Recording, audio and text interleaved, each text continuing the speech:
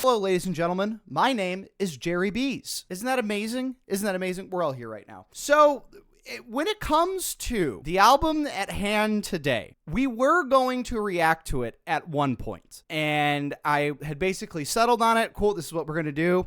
And it was like the day of. This was like kind of before I started planning out my reactions a little bit more. And that is when everything between Zach Bryan and Brianna Chicken Fry dropped. It was that day. So I called an audible and we did Lord's Melodrama, because at the time I was like, I'm not going to capitalize on this bullshit. If I do this, I'll wait for the dust to settle. But as we've gotten a little bit closer to it, I'm like, I don't know how much I can say even after I listen to all the music that will change my mind on that whole situation, because I don't think it will. You could say, well, all those were allegations. Nothing was proven. Yeah, but at the same time, I think it's very telling that he just fucked off to France or whatever it was and seemingly did all this knowing that the news was going to come out too. So just kind of a joke of a dude, if I'm being completely honest with you there. But like I said, at some point I was going to listen to this album. So it was either I did it for you on the internet or did it for myself. But I think doing it this way, maybe it could be a larger discussion on how people separate art from artists, because I know I've heard nothing but amazing things about Zach Bryan, and particularly the self-titled album, which we are going to get into today. I know Heading South. I remember when Heading South came out, and I was pleasantly surprised. Here's this new up-and-coming kind of country star, right? And to me, as not a real country kind of a guy who doesn't know a ton and didn't know a ton back then, I maybe know marginally a little bit more now, there's the whole stereotype of, oh, it's my guns and my tractor and my beer. And while that's all fun and good, I think you already have to be a country fan to appreciate that. Whereas I think Zach Bryan, with Heading South and with some of the things I've heard about his music, kind of bridges that gap. It might be a little bit more introspective, a little bit more emotional. Now, it could be as good as it can be, and I might love the music, but I'm still probably going to view Zach Bryan as a massive fucking asshole. But like I said, this can serve as a conversation for how people separate art from artists. For example, it was this past year when all that news came out about Dave Grohl being unfaithful and fathering a child outside of his marriage. That hurt me as a Foo Fighters fan. And I flip-flopped a lot on Foo Fighters, but I found myself at a time where I love the Foo Fighters a lot. And then that came out. I'm like, well, goddamn. That fucking sucks, Dave. Why you gotta go ahead and do that? Piece of shit. But then at the same time, I'm it was like last week, I turned on Breakout, and I was like, yeah, this is a really good song. So let me know down in the comments your thoughts on the whole thing. If you were a Zach Bryan fan beforehand, how did that news really affect your opinion? Can you justifiably separate art from artist? I don't know. Don't care too much for Zach himself, but I'm excited for the features. Casey Musgrave deserved that album of the year. Sierra Farrell. I love Sierra Farrell. Sierra Farrell is great. It's one of those where, but like I said, please do let me know your thoughts on my thoughts as we go through the album. If you want to catch us live, make sure you click one of the links down in the description to make sure that you are front and center whenever we are reacting to another album or some of the other stuff that we do nowadays. If you want to make sure you catch any of these reactions unedited in full before they go out on YouTube, make sure you check out my Patreon, where exactly that starts at $1. Zach is a person is difficult, but his albums are amazing in my opinion. Again, that's everything I've heard about this guy. That is, I've heard nothing but great things about his music. So we'll see, as a first-time listener that's really getting into his shit, how much of that can kind of bleed through, I suppose. This is the self-titled Zach Bryan album. Is this his first? No, his first was Deanne. Then the single Heading South, which is how I was introduced to Zach Bryan. And I feel like a lot of people, that's how they were introduced to Zach Bryan. So this is his third album. In Oklahomian, I really do love this album, but I agree it's rough to follow. Yeah, and so we'll see how much disconnect there is for me there. We're going to get into some Zach Bryan self-titled here from 2023, 16 songs, 54 minutes, 23 seconds. First song, Fear and Fridays, a poem. I'd say I've seen some beautiful days. I've walked countless coastlines, awoken the mountaintops. I have seen death and birth and kissed good lips. I am unhinged, unworthy, and distasteful to mostly everyone I meet. However, I am loyal to a fault to anyone I find kindness in. I do not and will not fear tomorrow because I feel as though today has been enough.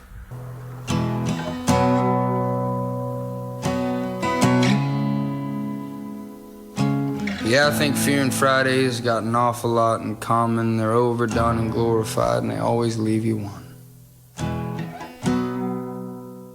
So, I would say as an album opener so far, this is working pretty well for me. I do like the approach of a very brief, stripped down kind of track to lead us to the rest of the album. It's just him kind of plucking his guitar and, kind of laying down some overarching themes that we might be able to get into here as far as not being afraid of tomorrow and taking it all in.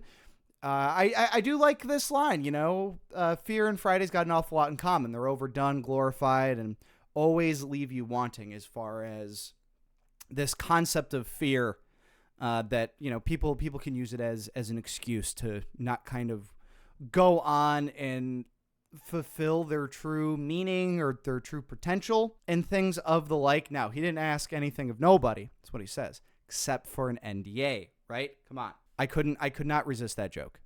I could not resist that joke. It seems, just from things that I had heard from the whole, scandal, I am unhinged, unworthy, and distasteful to everybody that I meet. So this self-awareness in his own flaws, which again, I think is something that was a big pull to people when he came out, and was just coming out and starting the whole countryman fiddle kind of a deal here. And it rings true with everything that I've kind of understood the Zach Bryan music to be over time. The national anthem on the guitar. Come on.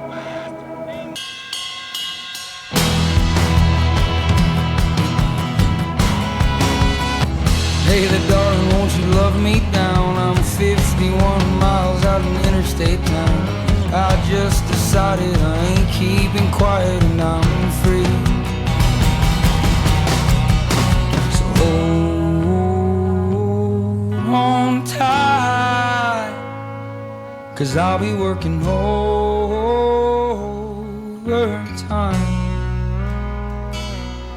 Overtime.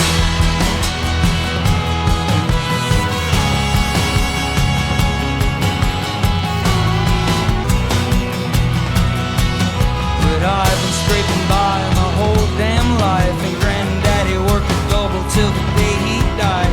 Said never let this world's earthly pride get you down. No matter who you know, no matter what you do, hold on tight, 'cause I'll be working overtime.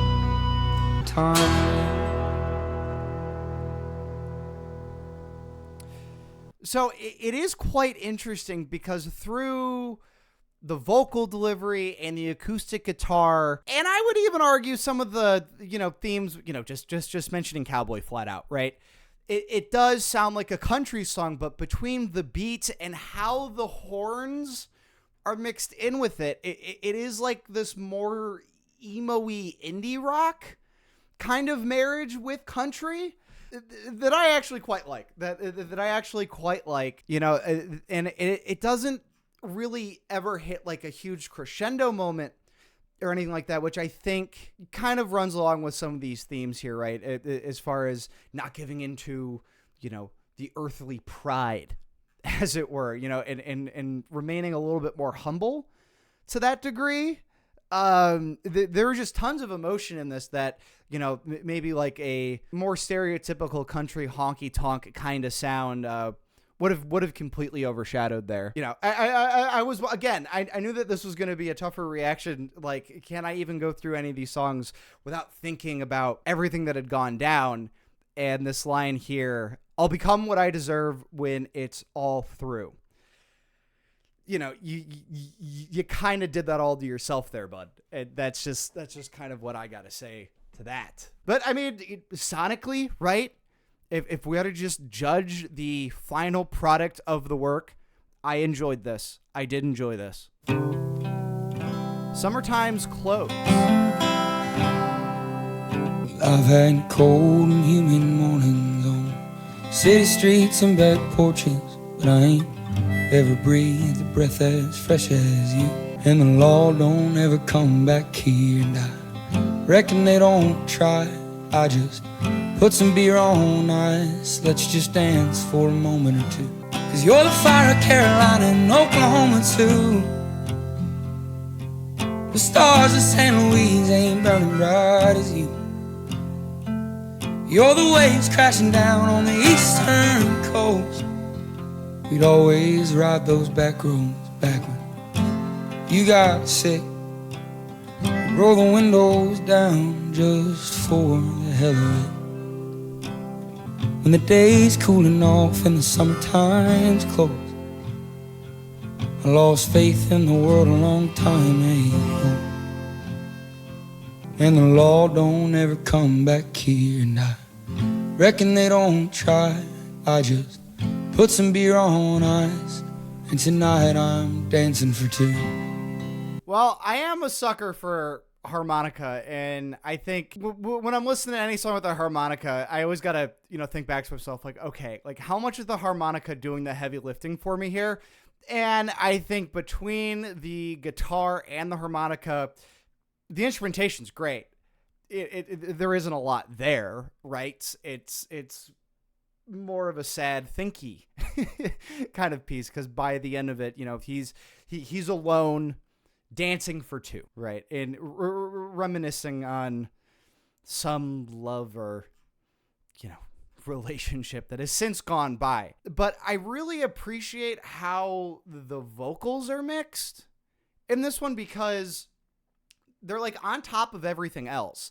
But I feel like in other songs that we've reacted to on the channel, there's not like a ton of reverb added to it, where, there's times where I say like, damn, it's like he's right in my ear or she's right in my ear, because the vocals are just layered on top of everything. And that's the case, but there's a little bit of echo in there. So I don't know how much of that is brought in post, or they recorded this in like, an empty warehouse or something like that. It's not so echoey, but there's like a lot of space within his voice there. But yeah, I mean, as far as that, there's not too much within the lyrics for me. We're still tiptoeing on that. Just put some beer, right? That could sound a little bit harsh coming from a Yankee rock and roller, I suppose, where it's like, I clocked it. I clocked the country stereotype thing. You get it? It's not like I'm completely foreign to a lot of the modern country, because, I love Sturgill Simpson so much. I'm seeing him later on this year. Tyler Childers is fantastic. We will continue. We will continue here. East Side of Sorrow. What about the west side? The north side? Even the south? Southeast Side of Sorrow. Me off in a motorcade. They said, boy, you're gonna fight a war. You don't even know what you're fighting for. I lost friends in the August heat. At night it was God I'd always meet. I lost you in a waiting room after sleeping there for a week or two.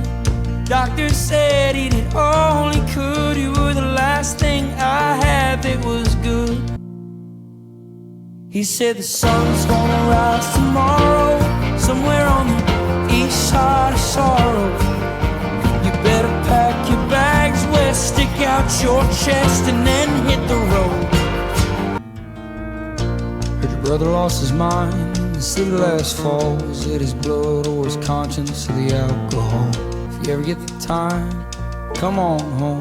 I heard turnpikes back together and they're writing songs. He said the sun's gonna rise tomorrow, somewhere on the east side of sorrow. The sun's gonna rise tomorrow, somewhere on the east side of sorrow. Don't give it a reason to follow. Let it be, then let it go. Let it be. then let it go. Okay, damn. I actually really like this one. I knew that Zach Bryan was in the service, and I was wondering how much of that was going to come through his music. And it definitely does here. This is maybe the war you bring back with you, you know, as far as I heard your brother lost his mind in the city last fall. And, you know, I think it's pretty common for people that you serve in the military with, you know, they are your brothers, you know, it's through all those life and death situations there. And so it's kind of like the war and the struggle that you kind of bring back with you, which, you know, I feel, again, which is one of those things where I'm glad I'm doing this. I'm glad I'm looking into music I wouldn't listen to otherwise, as far as not being a country expert. From back in my youth, right, I fucking loved Toby Keith. And, you know, some of those post 9/11 Toby Keith songs, you know, courtesy of the Red, White, and Blue, and all that, where it's like really glorifying these efforts that, you know, the United States were going in, as far as like, oh, you know, we're going to fuck the Middle East up and all that shit, you know, like immediately following 9/11 and all that, where this is, it's definitely not glorifying it all, where it's really peeling into that other side. So when you come back, it's all those struggles there. And again, there is a sense of self-awareness within his music. Do you ever get tired of singing songs like All the Pain is Just Another Fucking Sing-Along? Who knows if somebody actually asked him that, but I bet that's a question that he's asking himself. Like, okay, this is just like trauma dumping in a sense. Yeah, this was actually really good. And I love the way that the horns are included. Because it sounds like Southern country and like country Western. So, you know, like actual like cowboy, good, the bad, and the ugly. That's like the horns are definitely giving me like more spaghetti Western kind of vibes, which I love. I'm all ears for that shit. So yeah, it like I said, it is running true with some of the things that I had kind of gathered about Zach Bryan, where it's not. It has those themes that are maybe featured in stereotypical country songs, but from a more introspective, more, dare I say, even thoughtful point of view. Sun's Gonna Rise Tomorrow, Somewhere on the East Side of Sorrow. And I think this songwriting is pretty apt. To a little less talk, a little bit more action, right? As they say. All right, man, I'm ready. Hey Driver, featuring Warren Treaty. All right. Yeah, driver, you can drive me off anyway. Hey driver, pull on over. I'm in a fight with God.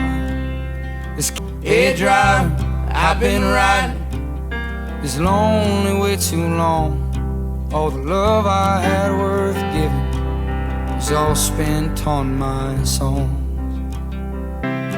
Hey driver, I'm so tired of the ways of this whole world.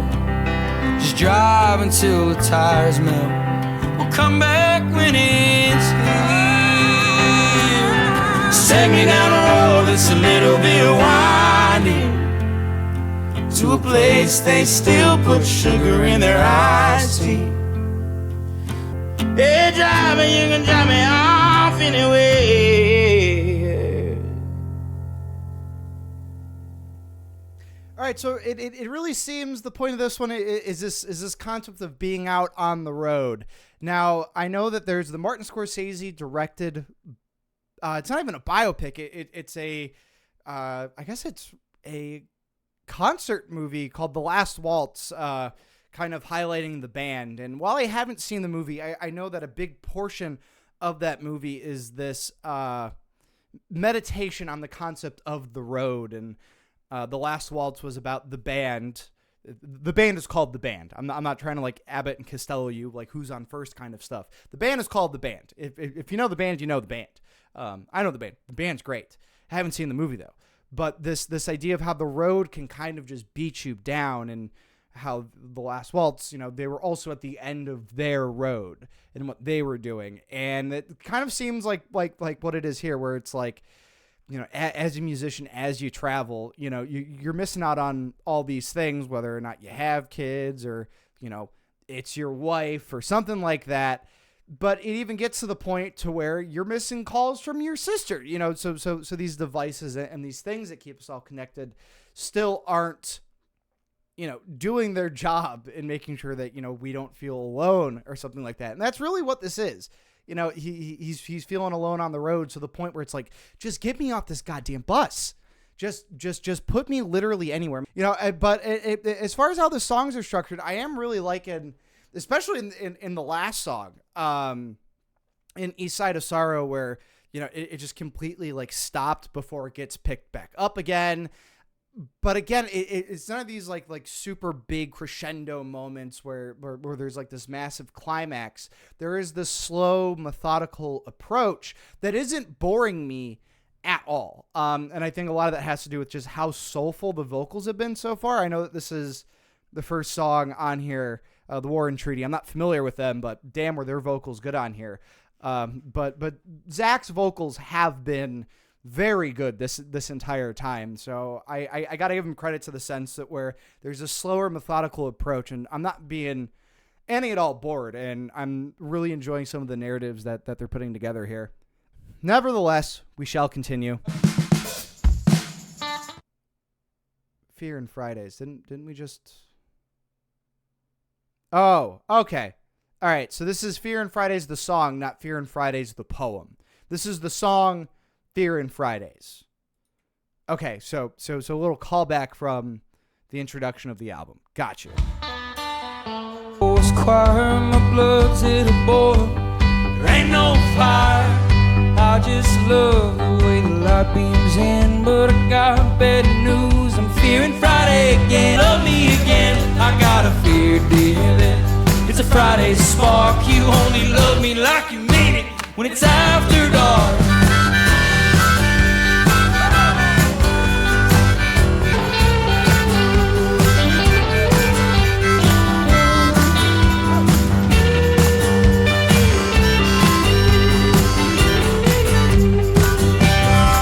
I got a fear, dear, that it's gonna end. So this is really a song about the troubles of going to the bar when you're sad. I mean, at least to me, where you walk in, you're already like maybe not had that great of a week, and I think there's a lot of us out there who maybe have went out and like, ooh, am I going to meet like a special person tonight or something like that. I'll say this, for me personally, I have like never once gone to a bar and like, even in my drinking days, like when I had turned 21, I had never once gone out to a bar and like, okay, like hopefully I get lucky tonight. Like, no, that is like I would go to a bar to try to enjoy myself. And like going there with like another motive as far as like meeting somebody or like whatever, whether or not that ends that night or it carries on, whatever it was. If it happened organically, then that's fine. Like, oh, hey, I met up with some of my friends and then those are their friends that they've met. It would work out like that. But no, it was always too much work for me. It was always way too much work for me. But we all know that I'm kind of a prude here on the channel, so I digress. I'm just a little shy guy. Bar night stands are absolutely not it. Never had it. Never will. I mean, I know plenty of people where like that is their game, and God bless them. All you hope is that everything is happening safely and all that, right? But with that being said, I'm saying that within the context of like maybe like this playing at a bar. If it's a bar where there's country music being played often, or even in like the perspective of like, if this is a band playing the song at a bar, it's like a perfect bar song where like you put your arm around your buddy and you just get all of the week's frustrations out of your lungs. There's a house hopping on the edge of town. I'm revved up, thirsty, and ready to drown. So in that aspect, this is at like a house at like a house party. But even then, I've gone to plenty of house shows where there's been bands playing. So even better right there. A bar song is a better bar song in my opinion. That one's too on the nose. That one's too on the nose. This one I think works a little bit better for me here. This one's a little bit more subtle. The subtlety's working for me quite well with this project so far. Ticking.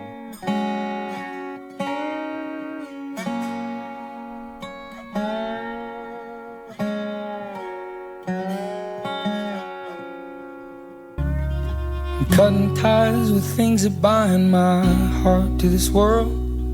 I love you and I'm willing, but I cannot keep you, girl. Philly by the morning and Ohio by the night. Thing about a long rope is you can't hold on too tight. To even know myself, there's wheels running down the interstate. Have moved away. Some got jobs and some got saved. They talk to me like I'm still that kid. The fighting fiend and Okie son, the restless, reckless, hopeful one who once was proud of everything he did. His wheels running down the interstate. But Lord, I'll wait another day, 'cause I ain't close to you. Things that bind my heart to this world. I love you and I'm willing, but I cannot keep you, girl. Philly by the morning and Ohio by the night. Thing about high hopes is you can't hold on too tight. I don't know what it is about his voice that I've really been liking other than it just sounds good, but I think RVD here in the chat put it pretty well. It just hit me that this dude sounds like Nashville-born Marcus Mumford. And I got to agree with you, there's this like breathiness to it, this raspiness to it that makes it feel just very, very authentic and genuine. That like I don't think this dude is like pulling my leg at all. And everything that he's talking about seems like, oh yeah, no, I can definitely see how a human being would feel this way. And I think that this is just another song about not only being on the road, but as far as just like, just get me off the road. This one's more so like he doesn't want things too close to him because he's just going to leave again anyway, given what he does for a living. I don't know why else he'd be on the interstate that long, but I think it'd be going from, show to show. You're in Philly in the morning and Ohio by the night, right? That's a poke of a drive. And from wherever you're going in Ohio, that's a poke of the drive there. Random Zach Bryan lore, he got too drunk to perform with Noah Khan, and now they aren't friends. Yeah, and I think, and I was going to bring this up at like maybe the end of everything, given, the controversy with Brianna and all of that, I don't think that there's a ton of sympathy I could have for him after that, other than, I'm not really a Christian, but maybe it's one of those, hate the sin, love the sinner. I don't know if I can love the dude, but it at the very least, you hope he works out the issues that he has there, whether it's getting too drunk or something like that, or, really like manipulating your partner to that degree. And I don't think that there's anything that can change what he's done, but hopefully working it out within himself to become a better person. I think that that's the least you can ask for there. And I say that because I'm really vibing with this. I am really vibing with this. So we will move on here with Holy Roller featuring Sierra Farrell. I ain't never been a holy roller, but I found God in your eyes. Greens and browns remind me of a mountainside. All these old dogs bark way too loud and talk shit on the weekend crowd. I ain't ever been a holy roller, but I found God in your eyes. You're grinning like a vandal after swigging on a handle of Tito's. Or they gotta say, Lord, I didn't plan this, I'm just going as far as the wind blows.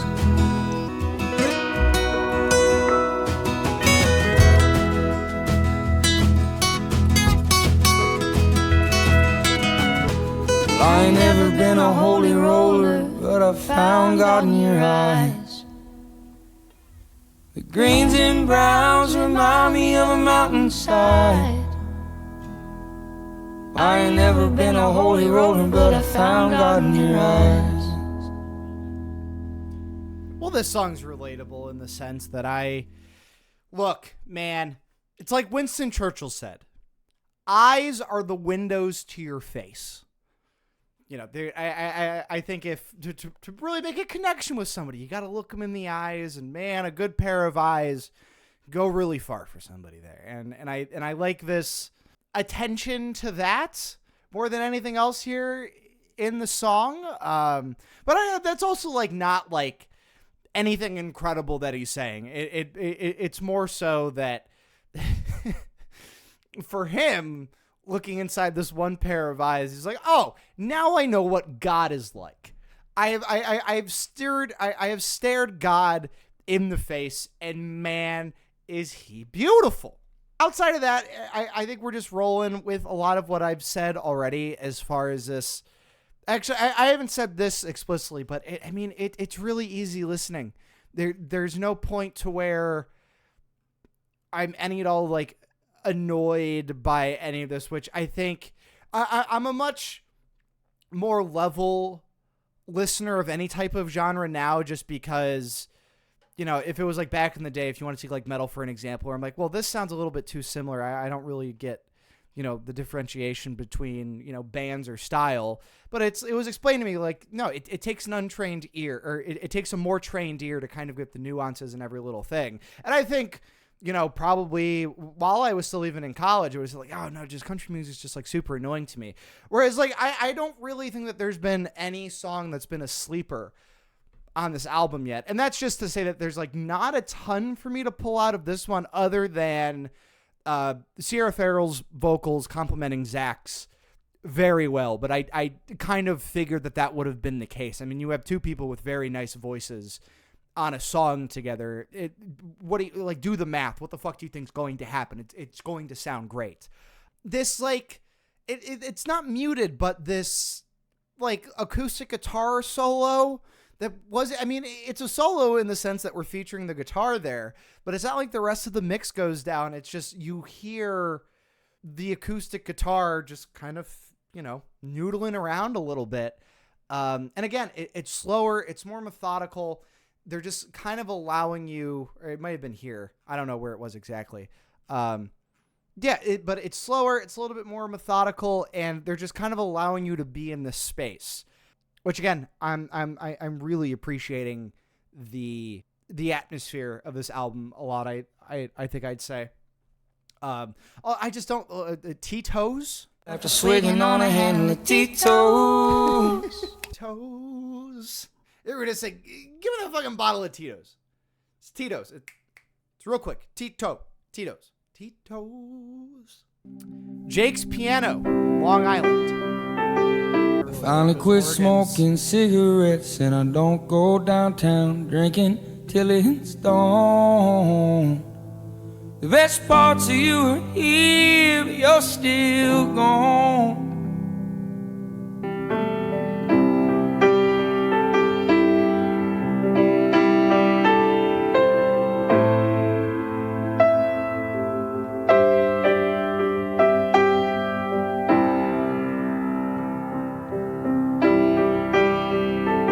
Finally quit smoking cigarettes, and I don't go downtown drinking till it's dawn.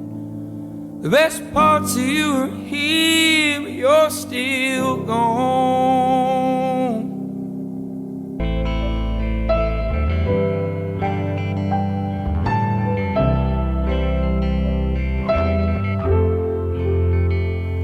I heard your father got sick of Long Island. I've been trying like hell to call. My mind ain't well, and I just can't tell you why. 'Cause when I'm drunk, I dream you're dancing down the shore.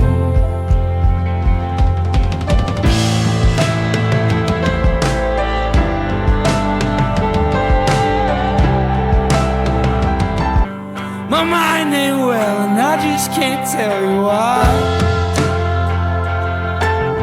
I heard they shut down the old bar we'd go to when we needed rest. I heard your father got sick on Long Island. I've been trying like hell to call.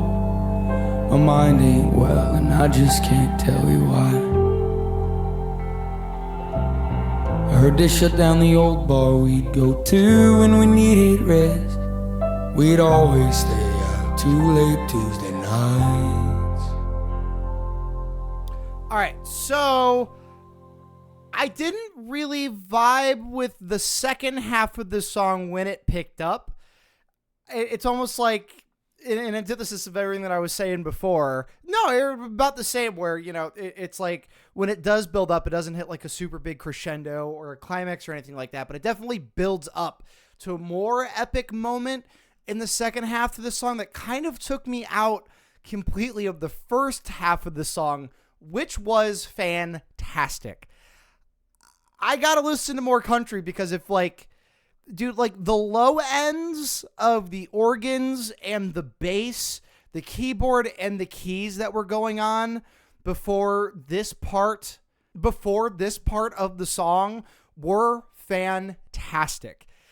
And I think I figured out what I like about his voice the most, which there are these moments where it's just so soulful, and this song especially. And where... Finally quit smoking cigarettes and I don't go downtown drinking till it's dawn. It sounds like he's about to fucking cry. I don't know why it's fucking crying. He's about to cry. I cuss. So what? But you can hear that this is affecting him to a degree to where in the recording they kept it in, and it is very vulnerable. Finally quit smoking cigarettes and I don't go downtown drinking till it's dawn. That hit me. That actually genuinely hit me. Hey, and it took me a while to quit smoking cigarettes. Finally did it. Now I'm on the nicotine pouches. I'm better for it. But he sounded like Tom. He sounded like Tom Waits with a good voice. I enjoy Tom Waits' voice sometimes. All right, moving on. El Dorado.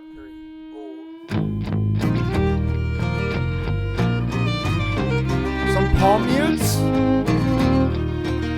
Did you ever make it back to El Dorado? I called and asked, but hell if I know if I still got your number or if you care.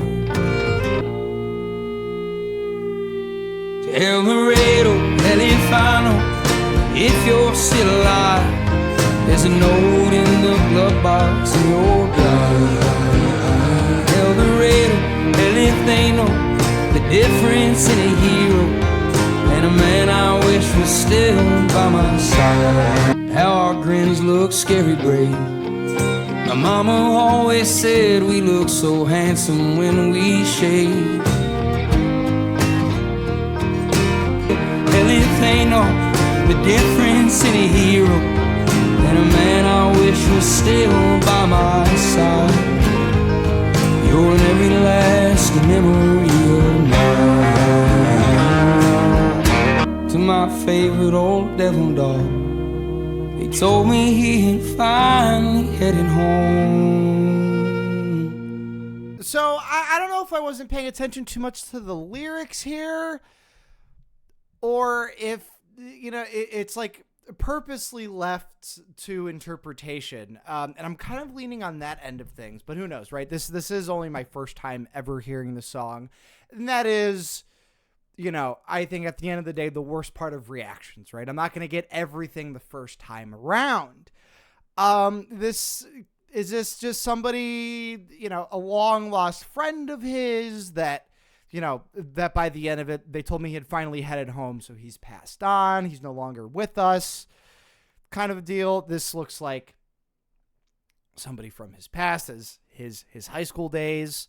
And I interpret this like, now your name's up on a sign in El Dorado driving through, knowing that he was in the service, there are those signs that say like, oh, this is General Lieutenant Major Wilkinson's Memorial Highway or something like that, right?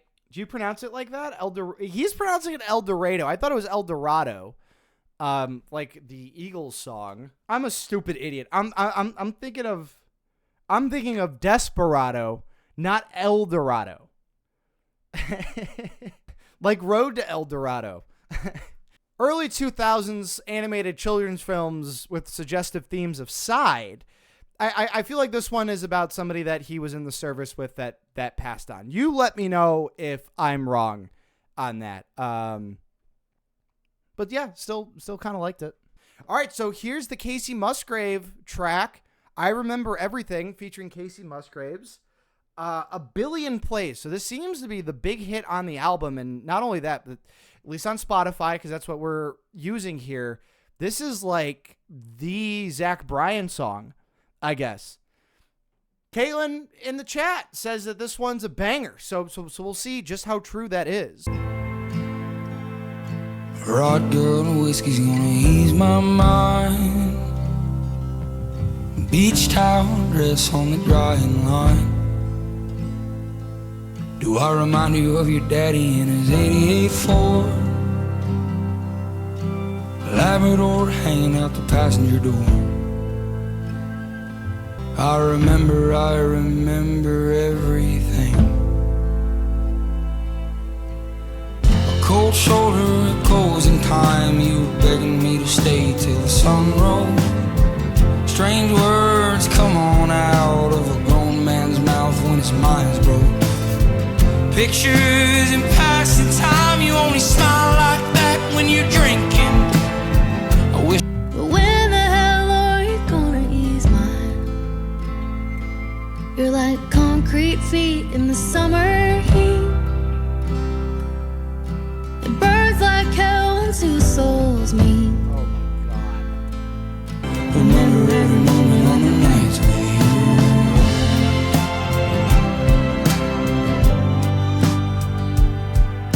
Rod good whiskey's gonna ease my mind. Labrador hanging out the passenger door.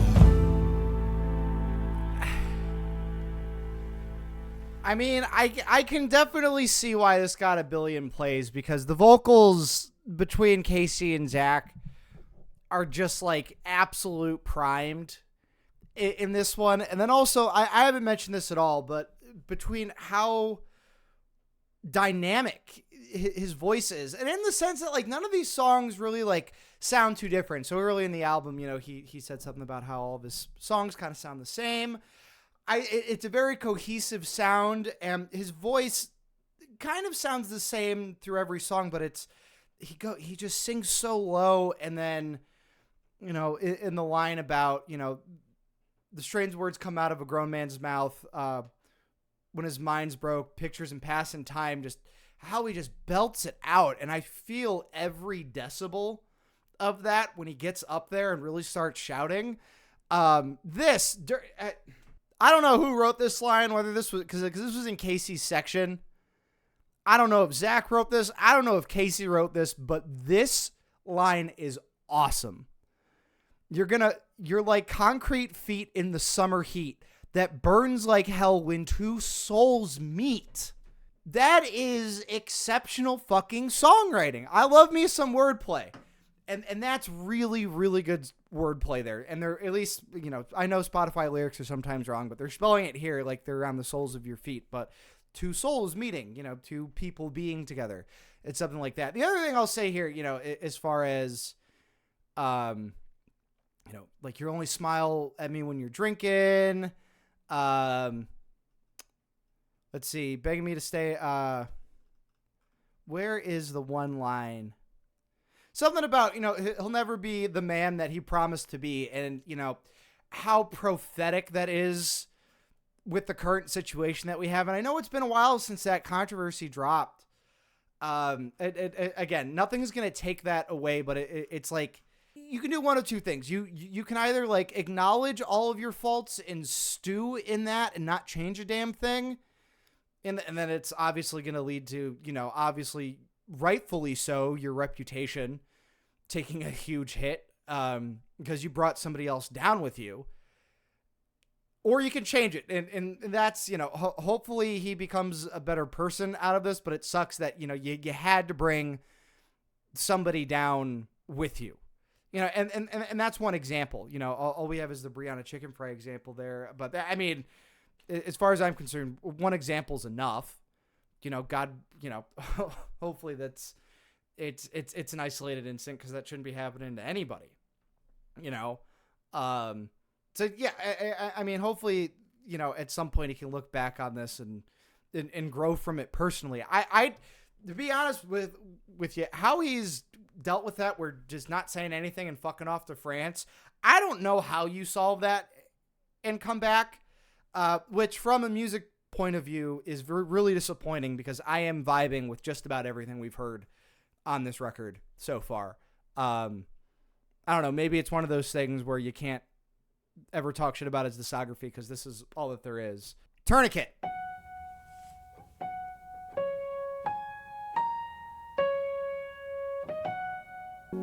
There's delays on the plains out of eastern Montana where you told me you were leaving from. You've been stabbed in the back and the rest of your body, won't you tell me where you're bleeding from? If you need a tourniquet or if you want to turn and quit, know that I'll be by your side. You bled your whole soul into things you can't control in a world you'll never satisfy.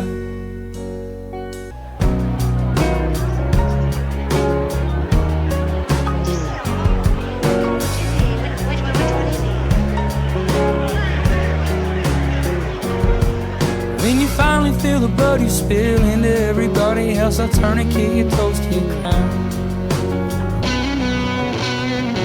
Take care of the blood that your love runs through. I know all the damage that some days in this dark world will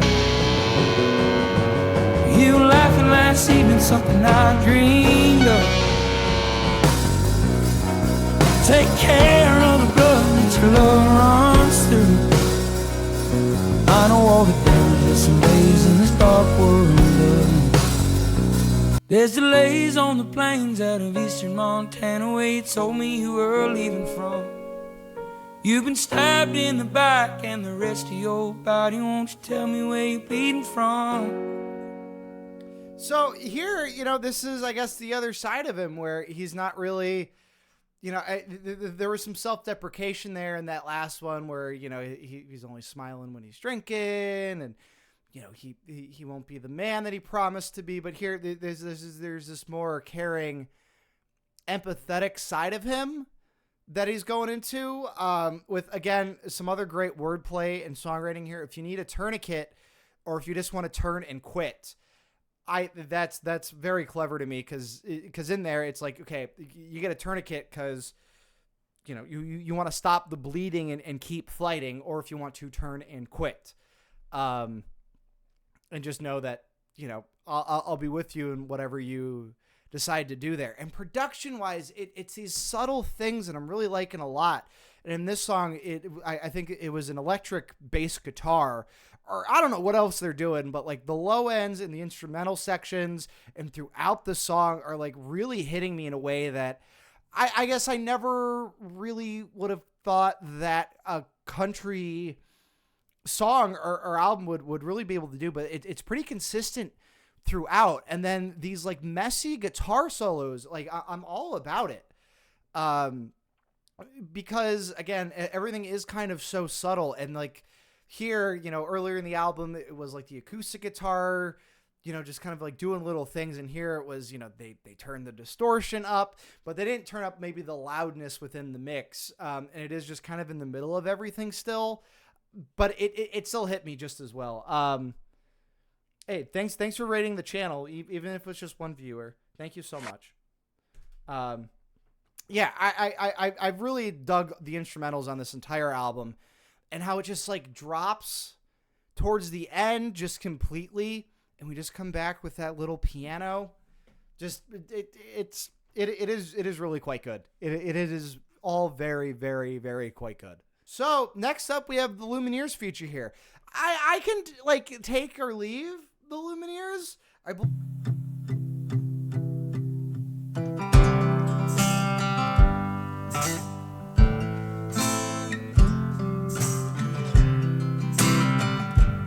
Well, I ain't a believer in people pleasing, neither fucking telephones have ruined this place. Met a man in New York City, told me humans ain't as pretty as a perfect day will chase for all their day. I ain't spotless, neither is you. For once in my life, I'm going to see it through. If you wanna leave this, that's okay. Everything meant to be is bound to stay.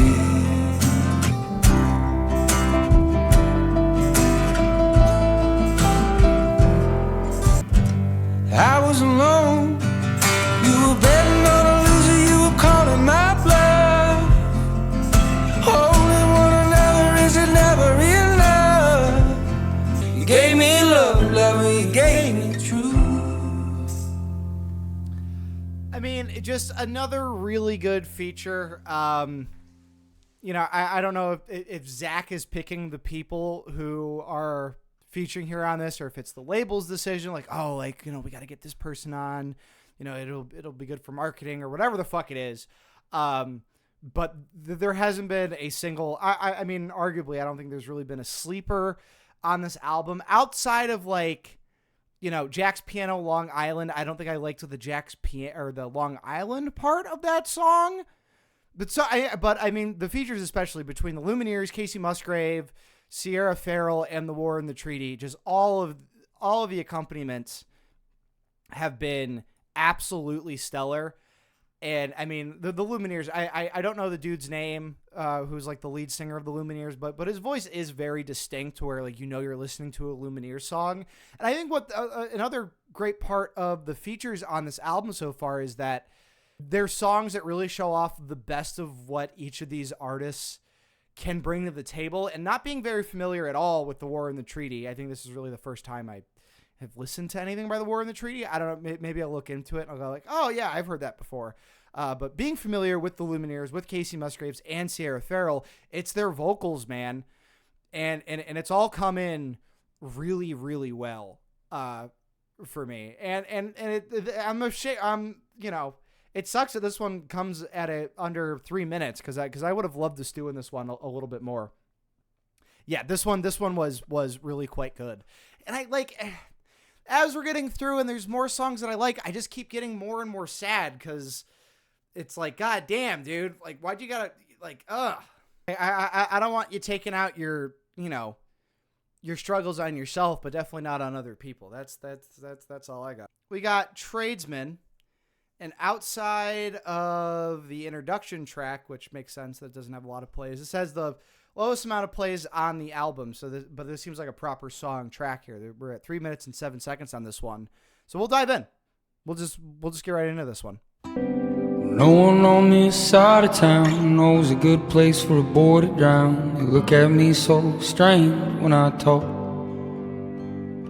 I wish I was a tradesman, learning from some beat down old laymen.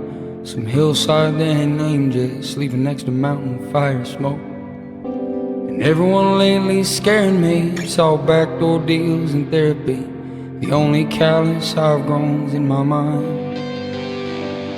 I wish I was a tradesman, playing with some tuned up tight string band. So if you want to trade, I'd say it's a hard-earned mile. Wanna sweat like hell, throw a hammer down.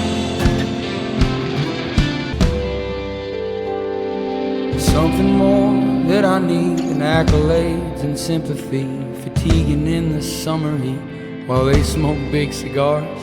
If you wanna trade, I'd say it's a hard-earned mile. Wanna sweat like hell, throw a hammer down. Everyone lately scaring me, it's all backdoor deals and therapy. The only callous I've grown's in my mind.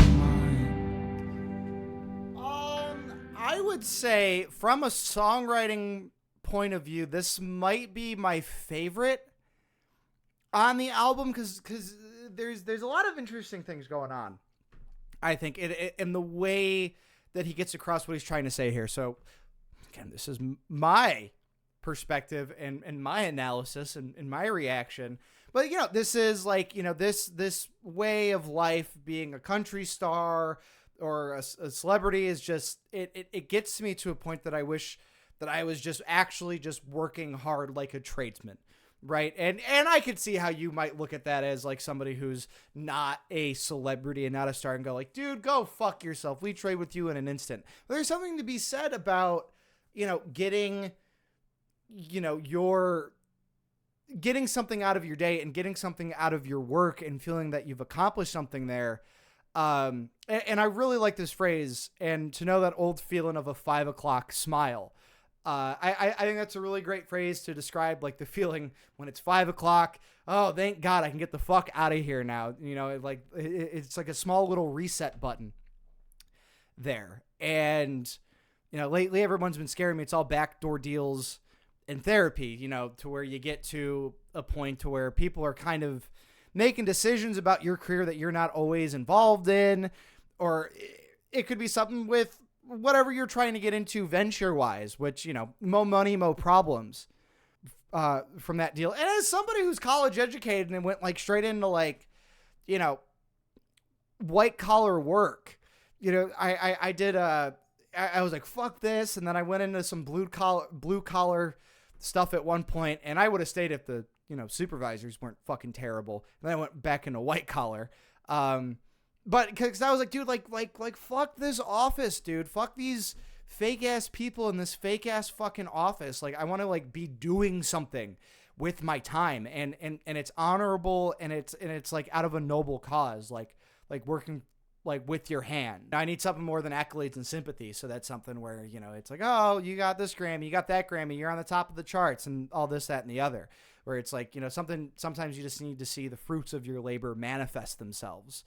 You know, that the rich boys can't manipulate, right? So that goes back into the backdoor deals end of things here. And this is really quite something here. The only callus that I've grown is in my mind. So how jaded he's become from the music industry and from this way of life that he's living now, instead of like having calluses on his hands, and, you know, like through the work that he's done. I liked this one from a songwriting point of view quite a bit. This one was really good.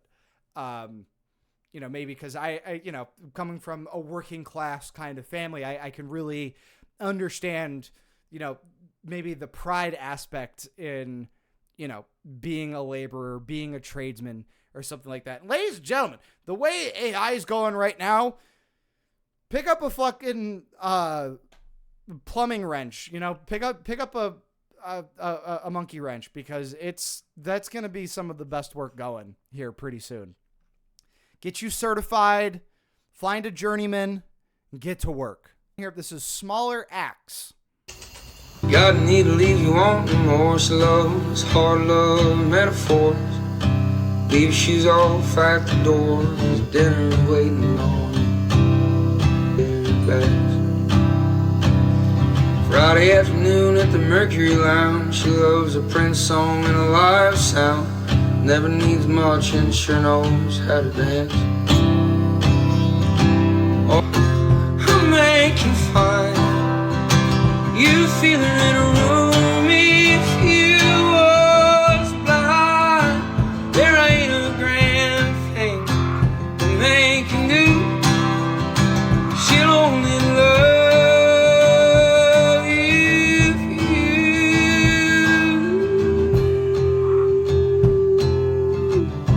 There ain't no love to make you fine.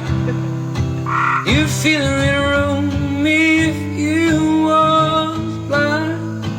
There ain't a thing a man can do. She'll only love you for you. So I don't know, was that a frog right there? That sounds like a frog. That kind of took me out of it, which was disappointing. I mean, it didn't completely ruin the song for me, because I did like the production approach on this one, where it's a lot like, not messier, but, you know, maybe sounds like he's singing through like a phone or something. And this whole album, it's given like, you know, not like maybe like indie vibes, but definitely like things that I would expect to hear in something that's maybe labeled more alternative, but still ringing very true to the country roots and all this, and even the soul roots, I think, in his voice and some of the production that we've heard in the inclusion of pianos and organs and things like that. But this one's like really stripped down.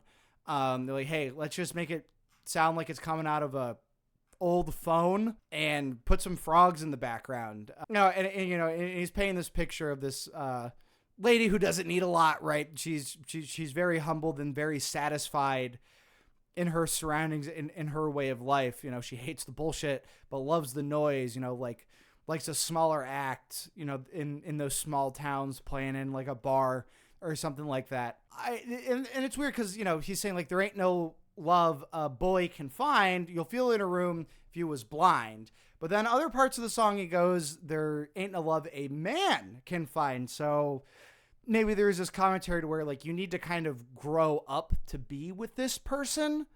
or maybe he's finding the immaturity within himself to where he can't really get down with this lady. Because, I mean, a lot of this album has been very self-aware.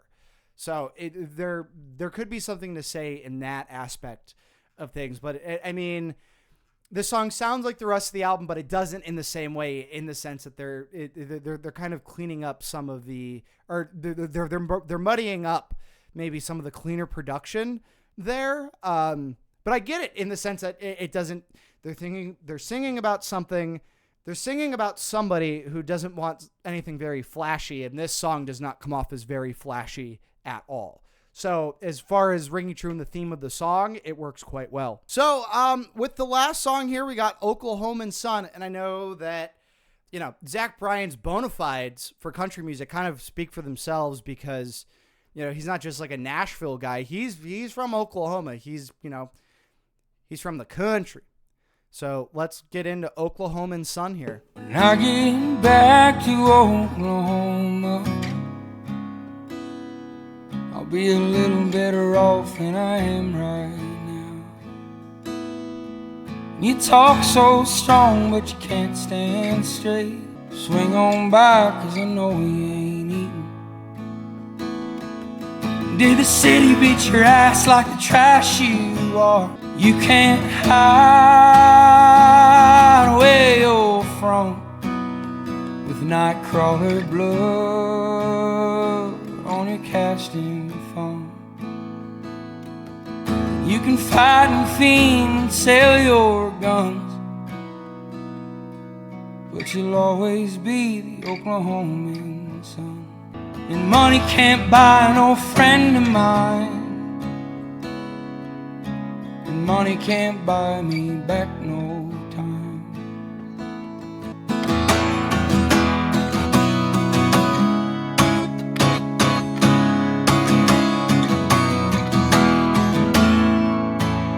You'll always be Oklahomian son.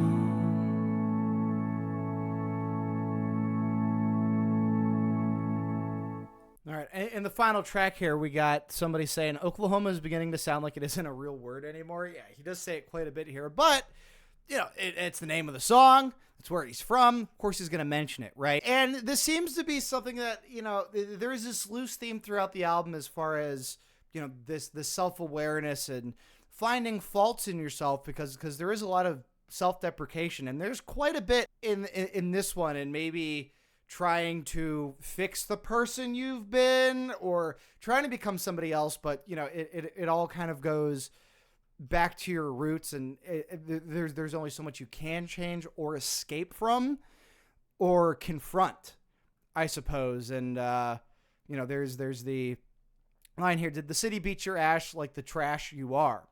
You know, I know that he lived in New York City for a while. I don't know why.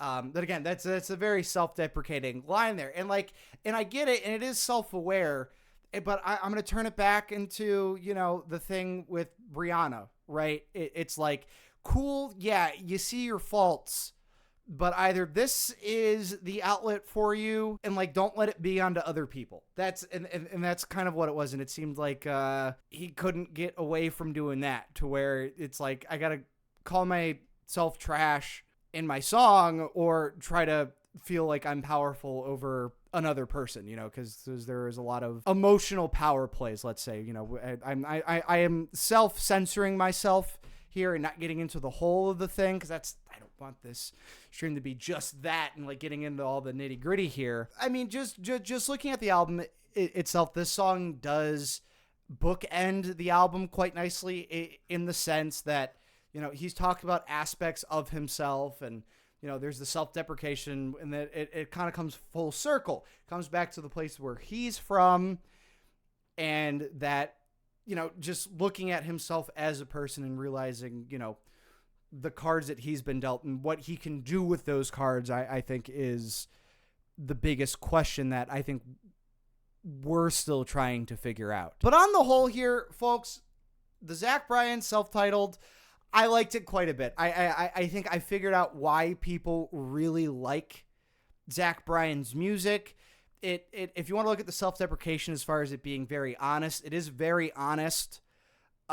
It's It's very introspective. It is definitely not shallow music. And it's very, his voice is very soulful.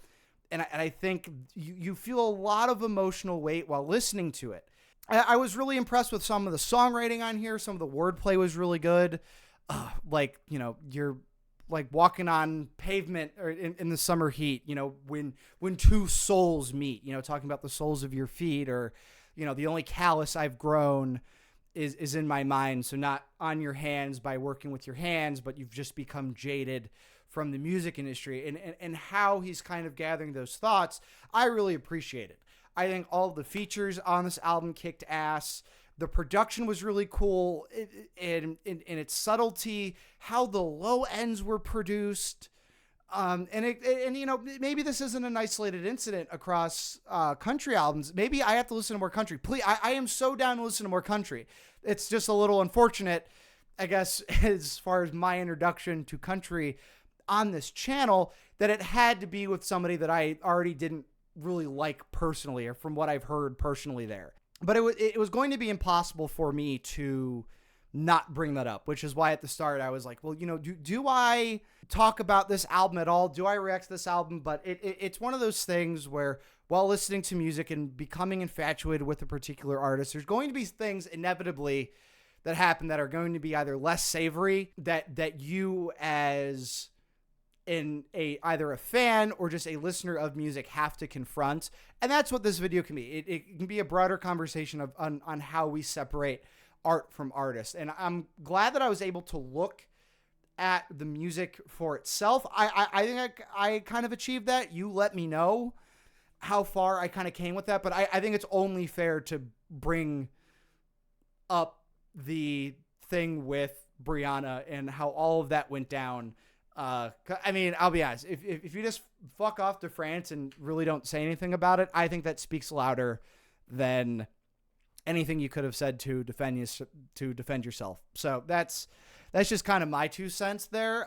But as far as anybody who's a really big fan of Zach Bryan, I at least before all that, before we found out everything, I get it. And even past it, I think that there is a lot to enjoy, and there is something to be said for his notoriety. Like it doesn't come from nothing. There's something here that as somebody as like maybe a non-country fan, I don't really identify with that I can take away, and things that I can really enjoy. Other than that, I mean, you know, heart goes out to Brianna, and good on her for dealing with that situation the way that she did. Honestly, I just hope, you know, she can grow and, you know, heal from that. And, you know, I don't got a ton of sympathy for Zach, but hopefully he can learn from himself and how he dealt with things. And I don't know how you come back after that, if you do or if you don't. But yeah, I mean, I'm not really worried about all the money you're missing out on, because, I mean,